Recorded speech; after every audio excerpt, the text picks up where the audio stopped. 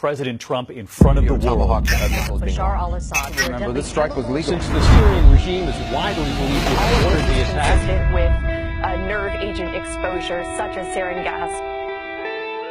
On Tuesday, Syrian dictator Bashar al-Assad launched a horrible chemical weapons attack. When you kill innocent children, babies, little babies, it crossed a lot of lines for me. Tonight I ordered a targeted military strike.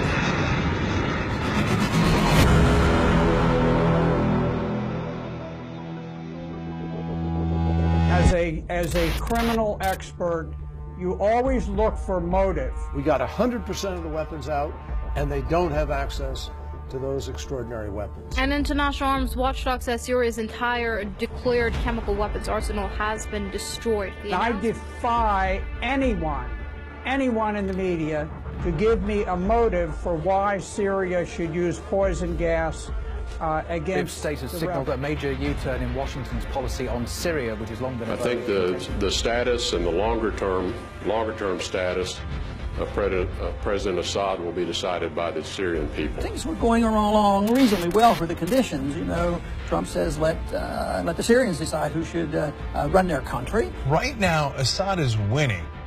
He's got an enormous upper hand. He's got Russia on his side and had the U.S. on his side. And peace talks were breaking out, and Al-Qaeda and ISIS were on the run, on maybe defeated.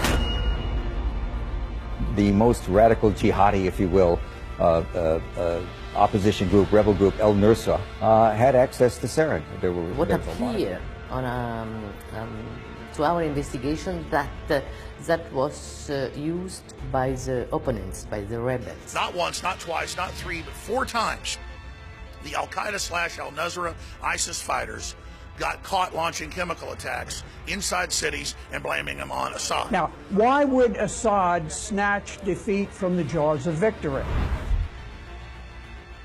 The UN Special Envoy for Syria, as well as the EU's foreign policy chief, have pointed out there's not yet nearly enough information to draw any solid conclusions.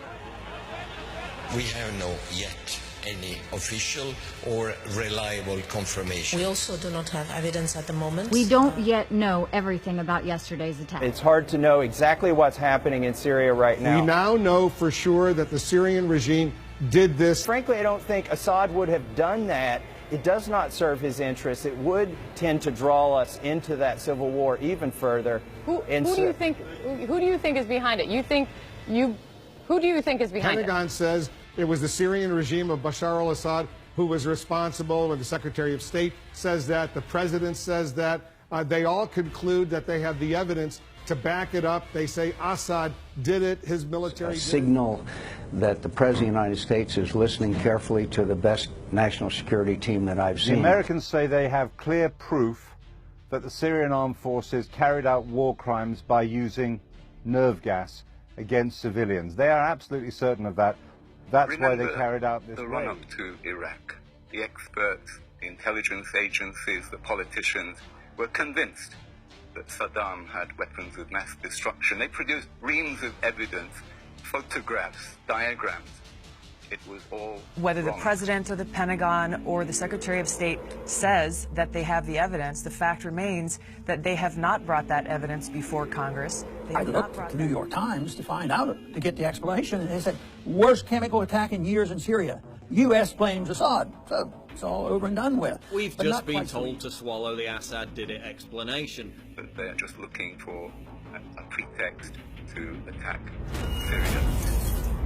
هدف اونها ایجاد جنگ داخلی بین مسلمان ها. كل المعطيات والاعترافات التي تحصل الآن في العالم تؤكد أن استهداف سوريا كان لأنها دولة مستقلة. و متاسفانه تا حدودی موفق شدن. کشورهای اسلامی رو یکی پس از دیگری دارن ویران میکنن. سوریه رو ویران میکنن، یمن رو ویران میکنن، لیبی رو ویران میکنن. زیر ساختهاشون رو از بین میبرن. لأنها دولة في محور المقاومة. لأنها دولة ما زال فيها عروبة. لأنها دولة ما زالت تقف وتقول لا لإسرائيل وتدعم المقاومين في لبنان وفي فلسطين.